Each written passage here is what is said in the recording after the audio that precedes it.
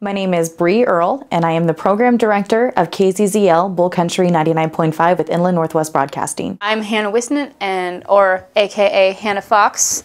On ZFun 106, I do public promotions, so that means I'm a street team member. I drive out in the van and talk to people and do broadcasts from U of I campus or from places in the community. And I also DJ on the weekends. And also I do graphics on the ZFun page, so all the graphics that are created is me. So I made my own market. Without a doubt, the best part of my job would be my listeners. You build more than just a relationship with them. You build almost a family with them. My listeners even ask if they can come to my wedding. I mean, they feel like they're such a big part of my life, and I feel like they're such a part of my life that we have such a great, bond. We have a very special bond that is something that you can't compare to a friendship or a emotional relationship or a sister or father relationship. They consider me their best friend. I'm with them every day in the car. We have conversations with each other. I know about their birthdays. I know about their anniversaries. I know they call me and tell me when their kids are going to be born. No, it's got to change. I mean, I don't think it's dying.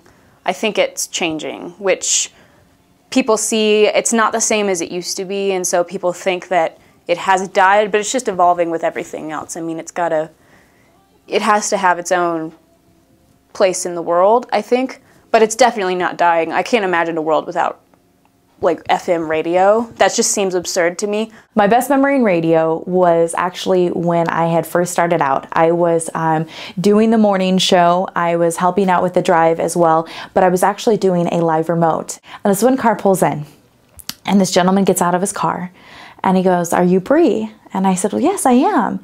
And he goes, "Can I hug you?" And that's kind of a common thing you get. I mean, people, like I said, they listen to you every day, so you're a part of their life.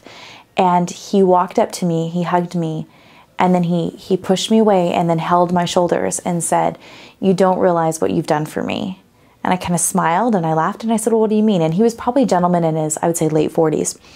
And he said, "My daughter was killed in a drunk driving accident a couple years ago." And he goes, "And I had no reason to get out of bed." He goes, "I would try to get up in the morning. I couldn't get out of bed. I would miss work several days." He said, my life was not the same. And I had no reason to wake up in the morning.